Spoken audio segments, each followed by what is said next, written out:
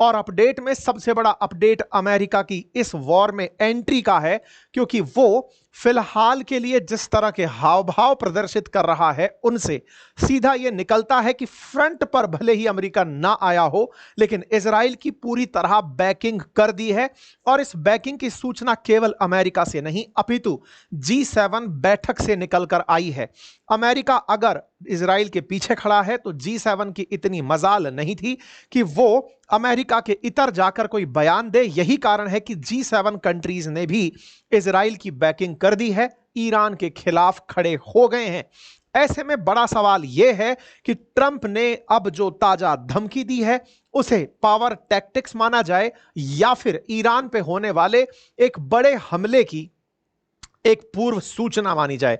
क्योंकि जिस तरह से माहौल बन रहा है उसे देखते हुए दो ही बातें लगती हैं कि इतना प्रेशर ईरान पर क्रिएट कर दो कि वो खुद नेगोशिएशन टेबल पर आकर बैठे और कहे कि हमारे साथ डील कर लीजिए, हम पूरी तरह न्यूक्लियर डिसमेंटल करने को तैयार हैं। या फिर अमेरिका जिस तरह से इजराइल का साथ देने के लिए आगे बढ़ा है उनके कुछ नमूने आपको इन ट्वीट से देखे जा सकते हैं। ट्रंप ने ताजा जो ट्वीट किया है G7 से अब से 3-4 घंटे पहले ही, उस ट्वीट के अंदर भाषा है कि Iran should have sign the deal. मैंने उससे पहले ही कहा था कि डील पर साइन कर लो। What a shame and waste of human life. Simply stated, Iran can not have a nuclear weapon. I said it over and over again. Everyone should immediately evacuate Tehran. साफ साफ और सीधे शब्दों में सब लोग जो भी ईरान के अंदर हैं या तेहरान में हैं वो देश छोड़कर निकल जाएं, क्योंकि ईरान न्यूक्लियर बॉम्ब नहीं रख सकता। इस तरह से अमेरिकी प्रेसिडेंट का बयान इतना मायने रखता है कि ये आने वाले समय में अगर तेहरान ने यानी कि ईरान ने समझौता नहीं किया तो जबरदस्त तरीके से तेहरान में डिवास्टेटिंग इंपैक्ट होगा। आप इसका अर्थ इस तरह समझिए कि ईरान के अंदर जो इंडियन एम्बेसी है उसने ट्वीट डालकर कहा है, ऑल इंडियन नेशनल्स और PIOs person of Indian origins जो ईरान में हैं who can move out of Tehran using their own sources are advise to move to a safe location outside the city. ये अब से 2-3 घंटे पहले का इंडिया का जो ईरान में एम्बेसी है उसका ट्वीट है। इसका मतलब ये मजाक नहीं चल रहा है। भारत ने अपने लोगों को जो ईरान में हैं उन्हें साफ कहा है जिस भी तरीके से आप बाहर निकल सकते हैं बाहर निकल जाइए, तेहरान में आप सुरक्षित नहीं हैं। अर्थात अब ट्रंप यानी कि अमेरिका इजराइल के साथ खैमने के खिलाफ आकर खड़े हो गए हैं और इसी के चलते एडवाइजरीज जारी की जा रही हैं। देखिए, मैंने अक्सर कुछ प्रोसेस ऑब्जर्व किए हैं, जब जब ऐसी एडवाइजरीज आई हैं उनका इंपैक्ट भीषण रहा है। मैं आपको कुछ पुरानी एडवाइजरीज दिखा देता हूं जो कि इन आसपास के देशों से जुड़ी हुई रही हैं। अच्छा, एक चीज और मैं आपको यहां पर बता देता हूं, निकलने से पहले कोई निकलने के लिए कहां जा सकता है। तो ईरान से पाकिस्तान जाने वालों का तो नंबर कुछ भी सुनाई नहीं दे रहा है, लेकिन Afghanistan, Turkmenistan, Azerbaijan, Armenia, Iraq और तुर्की, इनमें से सबसे ज्यादा जो रास्ते ऑप्ट किए जा रहे हैं लोगों के द्वारा वो आर्मेनिया, अजरबैजान और तुर्की वाले रास्ते हैं। इनमें से भी जो तेहरान के अंदर रहने वाले ईरानी हैं वो खुद तुर्की जाकर के शरण ले रहे हैं, ऐसी तस्वीरें निकल कर आ रही हैं।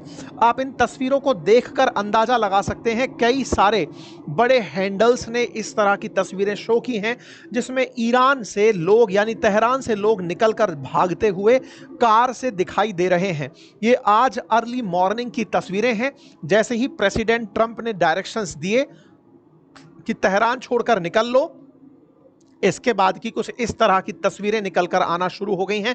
आप इन तस्वीरों से एक चीज का अंदाजा अवश्य लगा सकते हैं और वो ये है कि इससे तेहरान में रह रहे ईरानियों को भी बड़ी चिंता हुई है। और मैं याद दिला दूं, जब जब अमेरिका ने अपने लोगों को मैसेज दिया है या दुनिया के लोगों को मैसेज दिया है उसके बाद कुछ जरूर हुआ है।